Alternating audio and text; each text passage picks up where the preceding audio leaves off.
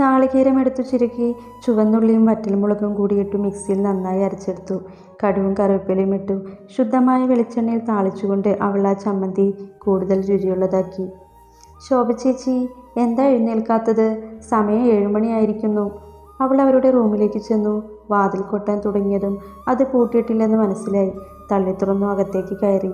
അവിടെയെങ്ങും അവൾക്ക് അവരെ കണ്ടെത്താൻ കഴിഞ്ഞില്ല. ചേച്ചി, ശോഭേച്ചി, മീനാക്ഷി ഉറക്കി വിളിച്ചു. അവരുടെ ബാഗൊന്നും മുറിയിലില്ലായിരുന്നു.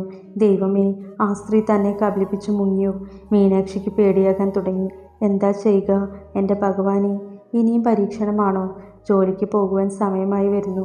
അയാൾ ഇതുവരെ എഴുന്നേറ്റിട്ടില്ല. റൂമിൻ്റെ വാതിൽ അടഞ്ഞാണ് ഇപ്പോഴും. വീട് അടച്ചിട്ട് പോകുവാനും പറ്റൂല. വരട്ടെ, കുറച്ച് സമയം കൂടി കാത്തിരിക്കാം എന്നവൾക്ക് തോന്നി. പെട്ടെന്ന് ശോഭയുടെ ഫോൺ ചലിച്ചു. ഇതെടുക്കാതെയാണോ അവർ പോയത്? ആദ്യം അവൾ ഫോൺ എടുത്തില്ല. അവൾക്ക് ദേഷ്യമായിരുന്നു. ഒരു വാക്കുപോലും പറയാതെ അവർ പോയി കളഞ്ഞു. മൂന്നാമതും ഫോൺ റിങ് ചെയ്യുകയും മീനാക്ഷി ഫോൺ എടുക്കുവാൻ തുനിഞ്ഞതും പിറകിൽ നിന്നൊരാൾ വന്നു ആ ഫോൺ എടുത്തു. നോക്കിയപ്പോൾ രുക്മിണി അമ്മയുടെ മകൻ. മീനാക്ഷി ഭയന്നുകൊണ്ട് പിന്നോട്ട് മാറി. അവൻ അത് എടുത്തിട്ട് സ്പീക്കർ ഓൺ ചെയ്തു. ഹലോ മീനൂട്ടി, ശോഭ ചേച്ചിയാണ്. മീനാക്ഷി ഞെട്ടിത്തെറിച്ചുകൊണ്ട് ഫോണിൽ നോക്കി. മോൾക്ക് ദേഷ്യമുണ്ടെന്നറിയാം. ചേച്ചിയോട് ക്ഷമിക്കണേ, വേറെ വഴിയില്ല. അതുകൊണ്ടാണ് ഞാൻ എൻ്റെ മോളുടെ അടുത്തേക്ക് പോകുക. മക്കൾ പറഞ്ഞു അവിടെ നിൽക്കേണ്ടെന്ന്. മോളും എത്രയും പെട്ടെന്ന് രക്ഷപ്പെട്ടോ കുഞ്ഞേ. അവനാ ശ്രീഹരി. അല്ലെങ്കിൽ നിന്നെയും വെച്ചേക്കില്ല കേട്ടോ. നിന്നെപ്പോലെ സുന്ദരിയായ ഒരു പെൺകുട്ടിയെ കാണുമ്പോൾ അവൻ ഇളകും.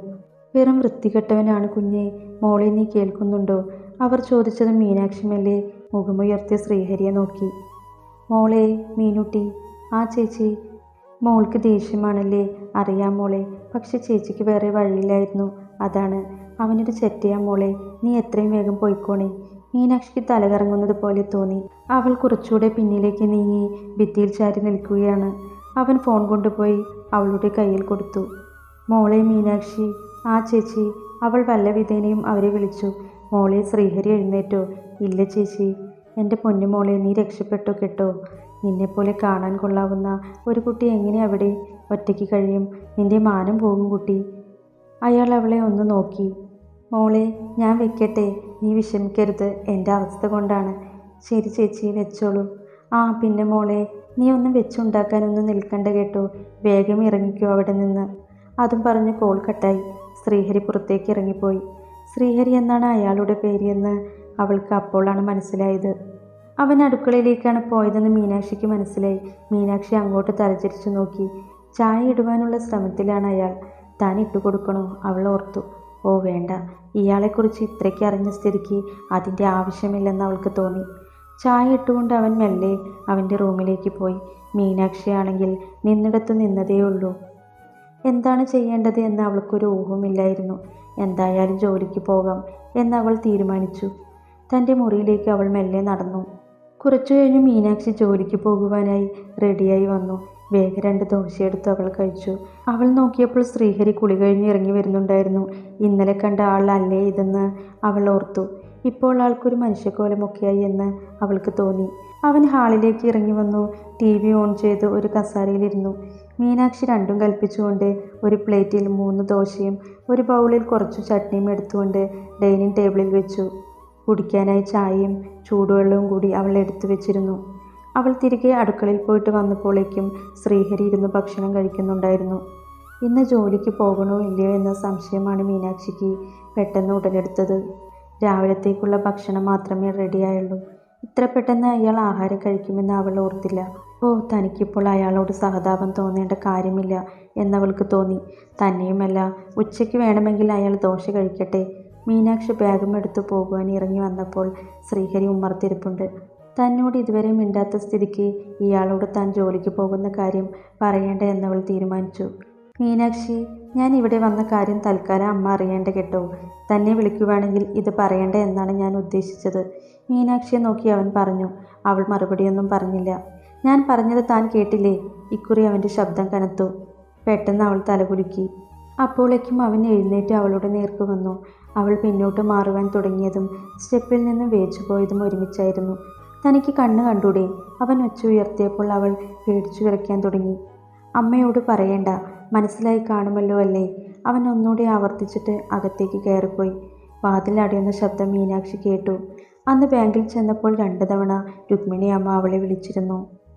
അവൾ പക്ഷേ ശ്രീഹരി വന്ന കാര്യം മാത്രം പറഞ്ഞിരുന്നില്ല. എന്തോ ഒരു ഭയം തോന്നി അവൾക്ക്. ഇന്നെന്താ മീനാക്ഷി ഒരു ഉഷാറില്ലാത്തത് എന്ന് അംബിക മാഡം ചോദിച്ചെങ്കിലും മറുപടിയായി മീനാക്ഷി ചിരിച്ചു തള്ളുകയാണ് ചെയ്തത്. എന്നും ജോലി കഴിഞ്ഞ് ഓടി വരുന്ന മീനാക്ഷിക്ക് അന്ന് ആദ്യമായി കാലുകൾ കുഴഞ്ഞു. എന്തെങ്കിലും വഴി കണ്ടേ തീരൂ എന്നവൾ ഓർത്തു. വീട്ടിലെത്തിയ മീനാക്ഷി കോളിംഗ് ബെല്ലടിച്ചു.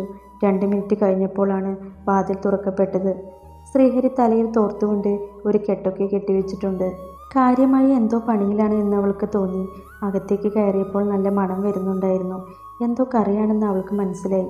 നേരെ റൂമിൽ ചെന്നിട്ട് അവൾ വാതിൽ ലോക്ക് ചെയ്തു. ഡ്രസ്സ് മാറിയിട്ടിട്ട് അവൾ നേരെ ഹാളിലേക്ക് വന്നു. ശ്രീഹരി അപ്പോഴും അടുക്കളയിലായിരുന്നു. മുറ്റമെല്ലാം അടിച്ചുവാരി ഉമ്മറമെല്ലാം തുടച്ചിട്ട് അവൾ കുളിക്കുവാനായി പോയി. വാതിലെല്ലാം ലോക്ക് ചെയ്യുന്നതിൽ അവൾ അതീവ ശ്രദ്ധ ചെലുത്തി. കുളി കഴിഞ്ഞ് വിളക്ക് വെച്ച് നാമം ജപിച്ചതിനു ശേഷമാണ് അവൾ ചായ കുടിക്കാനായി പോയത്. അടുക്കളയിൽ അവൻ എന്തൊക്കെയോ ചെയ്യുന്നുണ്ട്. കാര്യമായ കുക്കിംഗാണ് അവൾ ഓർത്തു. കുറച്ച് വെള്ളമെടുത്ത് കുടിച്ചിട്ട് അവൾ അടുക്കളയിൽ നിന്ന് ഇറങ്ങിപ്പോന്നു. ശ്രീഹരി ഇറങ്ങിപ്പോയ ശേഷം എന്തെങ്കിലും എടുത്തു കഴിക്കാമെന്ന് ഓർത്തു. തലവേദന ഉണ്ട് ചെറുതായിട്ട്. ഇന്നലെ രാത്രി ഉറങ്ങാഞ്ഞിട്ടാണ്. മീനാക്ഷിക്കാണെങ്കിൽ ആകെ ഒരു വിമ്മിഷ്ടം തോന്നി.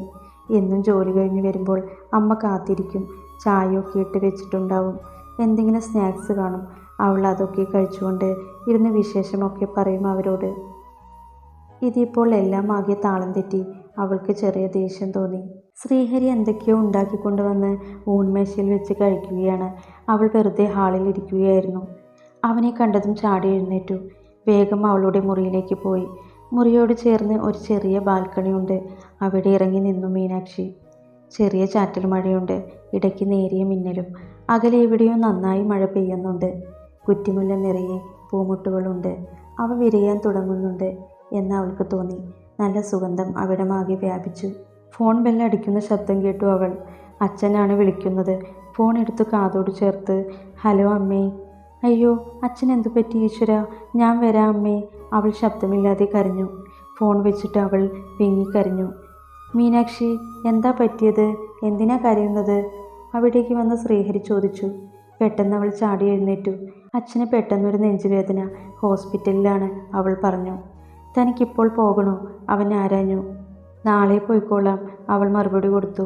ഇയാൾ ഭക്ഷണം കഴിച്ചിട്ട് കിടന്നോളൂ. അതും പറഞ്ഞിട്ട് ശ്രീഹരി പുറത്തേക്ക് പോയി. പക്ഷെ മീനാക്ഷിക്ക് ഒന്നും കഴിക്കുവാൻ പറ്റില്ലായിരുന്നു. അച്ഛനെക്കുറിച്ച് ഓർത്തപ്പോൾ ആകെ സങ്കടമായി. ഇത്തവണ വിളിച്ചപ്പോൾ അമ്മ അച്ഛൻ്റെ കയ്യിൽ ഫോൺ കൊടുത്തു. അച്ഛനോട് സംസാരിച്ചപ്പോഴാണ് മനസ്സിന് സ്വസ്ഥത കിട്ടിയത്. അവൾ തൻ്റെ മുറിയിൽ കയറി വാതിൽ ചാരിയിട്ട് ഇരിക്കുകയാണ്. ശ്രീഹരി എന്തിനാണ് ആ പെൺകുട്ടിയെ അങ്ങനെ ചെയ്തത്? ഇയാളെ കണ്ടിട്ട് അങ്ങനെ തോന്നുന്നേയില്ല. ഒരുപക്ഷെ അവൾ ഇയാളുമായി സ്നേഹത്തിലായിരുന്നോ? ആ പെൺകുട്ടി ഇപ്പോൾ ജീവിച്ചിരിപ്പുണ്ടോ? ഉണ്ടെങ്കിൽ അതെവിടെയാണ്? 100,000 ചോദ്യങ്ങൾ മീനാക്ഷിയുടെ മനസ്സിൽ അലയടിച്ചു വന്നു. ഓരോന്ന് ഓർത്തുകൊണ്ട് അവൾ ഇരിക്കുകയാണ്. കുറച്ചു കഴിഞ്ഞപ്പോൾ അവൾ മയങ്ങിപ്പോയി. ആരും മുറിയിലേക്ക് കയറി വരുന്നതായി അവൾക്ക് പെട്ടെന്ന് തോന്നി. പെട്ടെന്ന് അവൾ കണ്ണു തുറന്നതും ശ്രീഹരി മുമ്പിൽ. അവൻ മേശയുടെ അരികിലായി തിരിഞ്ഞു നിന്ന് എന്തോ ചെയ്യുകയാണ്. ലൈറ്റ് ഓഫ് ചെയ്യുകയാണോ? അവൾ ചാടി എഴുന്നേറ്റു. അവൻ്റെ പുറത്ത് ആഞ്ഞു കടിച്ചിട്ട് പുറത്തേക്ക് ഓടാനായി ഭാവിച്ചതും അവൻ മറുകൈ കൊണ്ട് അവളെ തള്ളിക്കട്ടിലേക്ക് ഇട്ടതും ഒരുമിച്ചായിരുന്നു. വീണ്ടും അവൾ എഴുന്നേൽക്കാൻ ഭാവിച്ച അവനെ തള്ളിയതും ബാലൻസ് കിട്ടാതെ അവനും അവളും കട്ടിലേക്ക് വീണുപോയി. വീണതിൻ്റെ ആഘാതത്തിൽ അവൻ്റെ നെറ്റിപ്പോയി ക്രാസിൽ ഒറ്റയിടിയായിരുന്നു. അവൻ ശരിക്കും വേദനിച്ചു. ആ അമ്മേ, അവൻ വേദന കൊണ്ട് വിളിച്ചുപോയി. പെട്ടെന്ന് അവളും പേടിച്ചു. എടിയെന്ന് വിളിച്ചുകൊണ്ട് അവൻ ദേഷ്യത്തിൽ എഴുന്നേറ്റു. നിൽക്കടി അവിടെ, അവൻ അവളെ തടഞ്ഞു. എന്നിട്ട് കട്ടിലേക്ക് ഒറ്റ തള്ളലായിരുന്നു. എന്നെ ഒന്നും ചെയ്യല്ലേ. മീനാക്ഷി അവൻ്റെ നേർക്ക് കിടന്നുകൊണ്ട് കൈകൾ കൂപ്പി. അവളുടെ കണ്ണുകൾ നിറഞ്ഞൊഴുകി. പ്ലീസ്